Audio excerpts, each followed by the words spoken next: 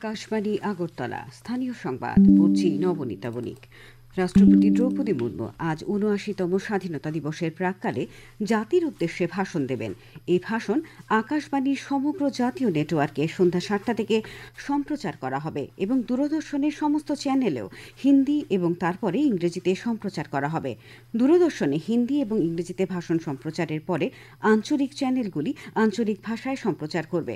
আকাশবাণী রাত ৯টা বেজে ৩০ মিনিটে তার নিজ নিজ আঞ্চলিক নেটওয়ার্কে আঞ্চলিক ভাষার সংস্করণ সম্প্রচার করবে।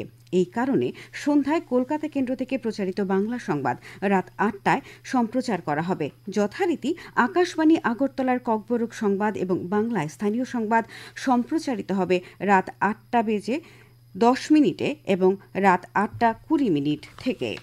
১৫ই আগস্ট দেশ ৭৯তম স্বাধীনতা দিবস উদযাপন করবে। প্রধানমন্ত্রী নরেন্দ্র মোদী দিল্লির ঐতিহাসিক লালকিল্লা থেকে উদযাপনের নেতৃত্ব দেবেন।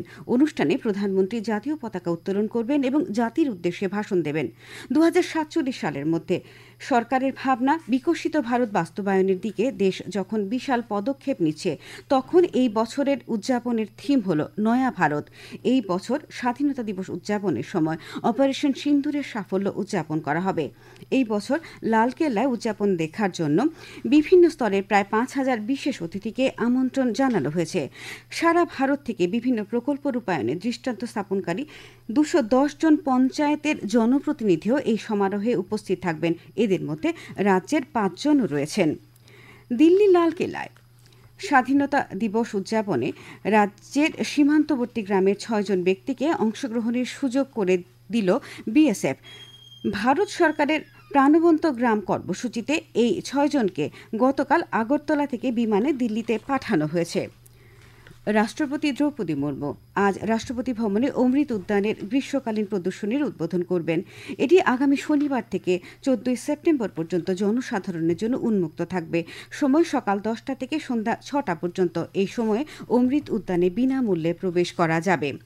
জিরানিয়া মহকুমা প্রশাসনের উদ্যোগে ৭৯তম স্বাধীনতা দিবস উদযাপন উপলক্ষে এবং হর ঘর তিরঙ্গা কর্মসূচির অঙ্গ হিসেবে গতকাল এক তিরঙ্গা র্যালি অনুষ্ঠিত হয়। উপস্থিত ছিলেন পর্যটন মন্ত্রী সুশান্ত চৌধুরী, মহকুমা শাসক অনিমেষ ধর, মহকুমা পুলিশ আধিকারিক কমল কৃষ্ণ কলই প্রমুখ।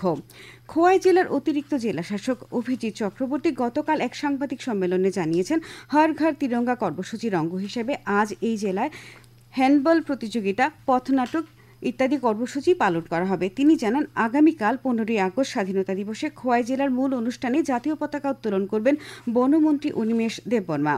৭৯তম স্বাধীনতা দিবস উপলক্ষে হর ঘর তিরঙ্গা কর্মসূচির অঙ্গ হিসেবে ললিত কলা academy north east regional centre আগরতলার পক্ষ থেকে গতকাল এক বাইক মিছিল অনুষ্ঠিত হয়। নজরুল কলা ক্ষেত্র থেকে বাইক মিছিল শুরু হয়ে শহরের বিভিন্ন পথ পরিক্রমা করে।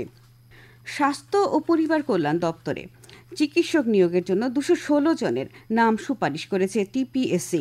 গত বছর এই নিয়োগ প্রক্রিয়া শুরু হয়েছিল। গতকাল মেধা তালিকা প্রকাশ করেছেন টিপিএসসির সচিব এস মগ। মুখ্যমন্ত্রী অধ্যাপক ডাক্তার মানিক সাহা নির্বাচিত মেডিকেল অফিসারদের শুভেচ্ছা জানিয়েছেন। আজ থেকে জোলাইবাড়ি ও বিলোনিয়া স্টেশনে শুরু হলো শিয়ালদা সাবরুম শিয়ালদা কাঞ্চনজঙ্ঘা এক্সপ্রেসের স্টপেজ। সকাল ৬টা ৪৫ সাবরুম থেকে আসা কাঞ্চনজঙ্ঘা এক্সপ্রেস জোলাইবাড়ি স্টেশন থেকে বিলোনিয়ার উদ্দেশ্যে রওনা হয়েছে।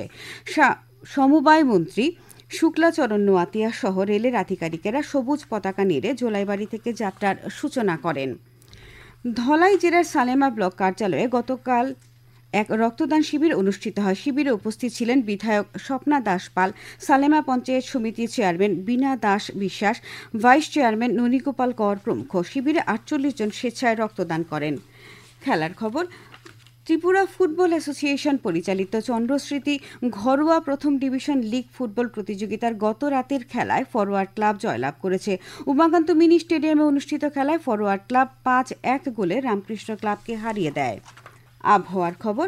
আজ আকাশ সাধারণত মেঘাচ্ছন্ন থাকবে। বিক্ষিপ্তভাবে ২-১ পশলা বজ্র বিদ্যুৎ সহ বৃষ্টিপাতের সম্ভাবনা রয়েছে। আজ দিনের সর্বোচ্চ তাপমাত্রা ৩২ ডিগ্রি সেলসিয়াসের কাছাকাছি থাকতে পারে। ভোরে সর্বনিম্ন তাপমাত্রা ছিল ২৬.২ ডিগ্রি সেলসিয়াস। সকাল ৫:৩০ পর্যন্ত পরিমাপযোগ্য বৃষ্টিপাত ৩ মিলিমিটার। এদিকে সারা রাজ্যে ভারী বৃষ্টিপাতের সতর্কতা জারি করা হয়েছে। স্থানীয় সংবাদ এখনকার মতো শেষ হলো।